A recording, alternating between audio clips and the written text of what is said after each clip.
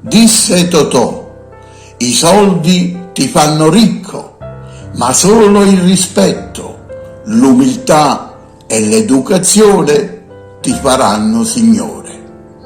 Aveva ragione il principe, non sono i denari che ci fanno signori.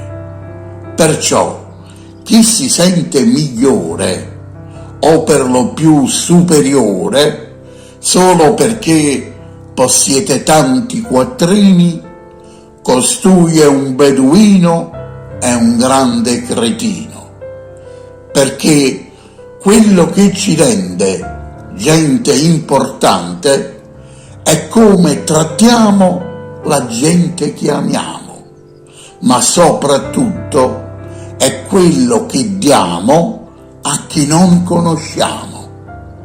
Viceversa, se ci esaltiamo e ci sentiamo migliori solo perché abbiamo molti danari, non siamo umani e nemmeno signori, ma gente avara che somiglia ai somari.